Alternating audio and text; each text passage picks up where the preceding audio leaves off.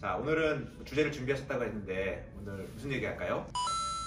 먼저 혹시 스트릿 우먼 파이터 보셨나요? 아, 보지는 못했고 얘기는 들어봤어요. 직접 보지는 못했고 유튜브 같은 데서 좀 하이라이트 장면 보고 인터넷 기사에서 많이 나오더라고요. 그래서 그런 데서 조금 봤어요. 요즘 원장님이 좀 바쁘시긴 하는데 네, 좀 바쁘죠. 그래서 지금 유튜브 운영도 잘 안 되고 있더라고요. 아, 죄송합니다.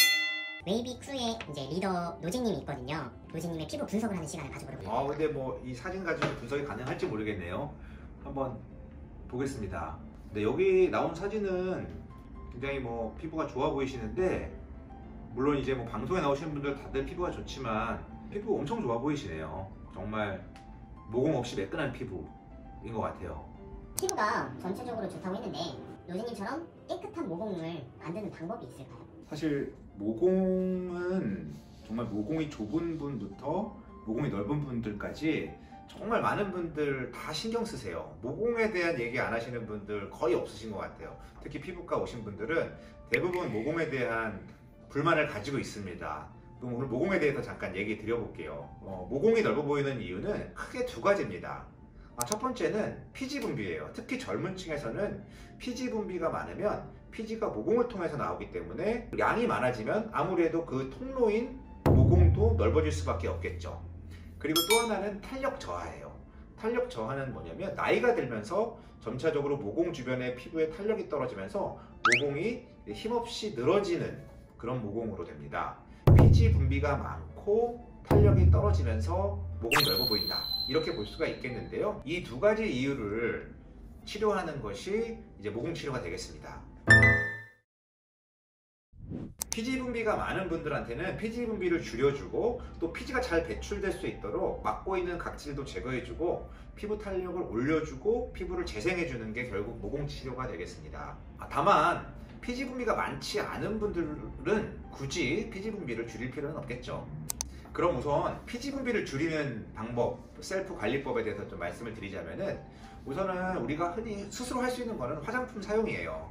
피지 분비가 많은 분들은 아무래도 우리 필링제, 스케일링 제품, 화장품, 아하, 바하 성분에 있는 제품들이 피지를 줄여주고 각질을 제거해줄 수 있기 때문에 그러한 제품들을 꾸준하게 사용하시면 도움이 되고요. 다만 이런 제품을 사용할 때 민감성 피부인 분들은 좀 조심하셔야 돼요. 왜냐하면 이러한 각질 제거, 피지 제거 제품들은 피부에 자극을 줄 수 있기 때문에 특히 민감성인 분들은 보습제와 꼭 함께 사용을 해야 되고, 과도하게 자극이 된다면 특히 간지럽거나 따갑다, 빨개진다, 이런 경우에는 사용을 중단하고 피부과 전문의와 상의를 하시길 바랍니다. 그리고 모공을 막는 제품은 조금 피하는 것이 좋습니다. 특히 오일이 들어있는 제품 같은 건 피하시는 게 좋고, 사용을 한다면 특히 여드름이 나시는 분들은 넌 코메도제닉, 넌 아크니제닉, 이러한 제품들을 사용하시는 게 좋겠습니다. 그리고 추천드리고 싶은 제품은 비타민 A 제품인데요. 흔히 아이크림에서 쓰이는 레티놀 제품들은 각질 생성을 막아주고 피지 분비를 줄여주기 때문에 이러한 제품을 사용하시는 것도 도움이 되겠습니다. 특히 좀 심한 분들은 같은 비타민 A 성분인 트레티노인 성분으로 의사의 처방이 필요한 스티바 A와 같은 제품을 사용하시면 조금 더 효과를 보실 수가 있거든요. 그리고 또 중요한 것이 생활 습관도 중요합니다. 우리가 잠을 못 자고 피곤하거나 스트레스를 많이 받으면 우리의 호르몬 밸런스가 깨져서 피지 분비가 늡니다. 여러분들 잠 못 자고 피곤하면 얼굴에 개기름 끼는 거, 특히 지성 피부인 분들 경험해 보신 적 있으실 것 같은데요. 그래서 우리가 규칙적인 수면 패턴, 스트레스 안 받고 어떤 몸의 어떤 건강 상태를, 최적의 상태를 유지하는 것이 피지 분비를 과다하지 않게 하는 좋은 방법이 됩니다. 그 다음에는 이제 탄력 증가 시켜줘야겠죠. 모공을 타이트닝하기 위해서. 특히 젊은 분들은 이미 피부에 탄력이 좋기 때문에 피지 분비만 줄여주는 걸로도 어느 정도 괜찮겠지만, 연령대가 이제 30, 40대 넘어가면서는 탄력이 떨어지면서 점차 모공이 넓어지기 때문에 탄력을 올려주는 것에 신경을 써야 되는데, 자외선 차단제 사용하는 거는 여기저기서 많이 들으셨을 거예요. 자외선이 우리 피부의 탄력을 떨어뜨리고 노화를 촉진시키기 때문에 자외선 차단제는 꼭 사용을 해주시고요. 아까 말씀드린 비타민 A 제품, 스티바 A와 같은 약물들도 피부 탄력을 올리는 데 도움이 되고, 비타민 C나 펩타이드 성분의 그러한 제품들도 피부 탄력을 올리는 데 도움이 되니까 꾸준하게 사용을 하시는 게 좋겠습니다. 다 지키지 못하더라도 꼭 하나만 지키라고 하면 어떤 게 있을까요? 별로 여러 개 얘기한 건 아닌데 다 지킬 수 있겠지만 사실 저도 잘 못 지키거든요. 하나만 지키라 그러면 조금 고민이 되는데 자외선 차단제는 여성분들 특히 열심히 잘 바르시니까 규칙적인 각질 제거 제품, 아하 가하 제품을 과다하지 않게 일주일에 1, 2회 정도 사용하시는 것을 추천드리겠습니다. 이렇게 해도 효과가 미비한 경우에 좀 단기간에 빠르게 모공을 축소할 수 있는 이렇게 시술이 있을까요? 사실 모공 치료는 그렇게 드라마틱하지 않습니다. 더군다나 혼자서 관리한다고 해서 본인이 타고난 모공의 크기를 더 줄이기는 조금 어려워요.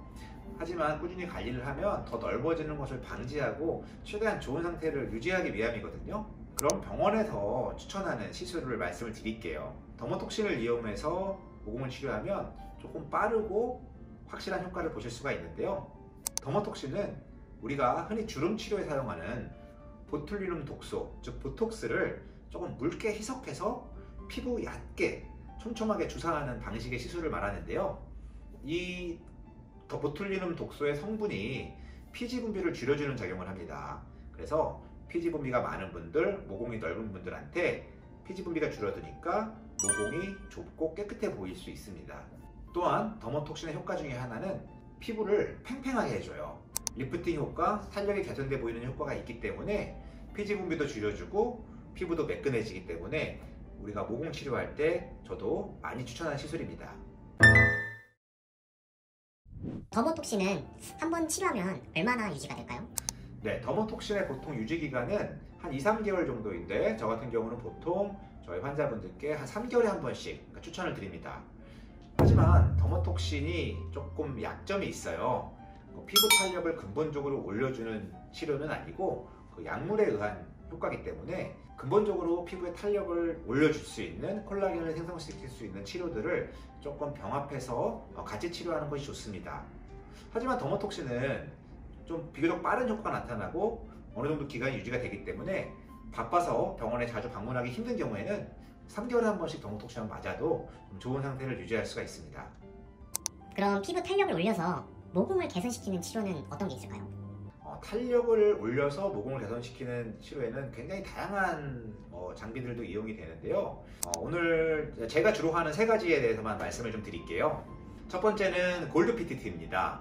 골드 PTT란 치료는 처음에는 여드름 치료로 나온 치료 방법이에요. 골드 나노 입자라고 하는 약물을 우리가 초음파라든지 어떤 침투기기를 이용해서 모공 속에 피지선이 붙어있는 모공 속에 침투시킨 다음에 레이저를 쏘게 되면은 그 모공 안에 들어있던 약물이 반응을 해서 열을 발산합니다.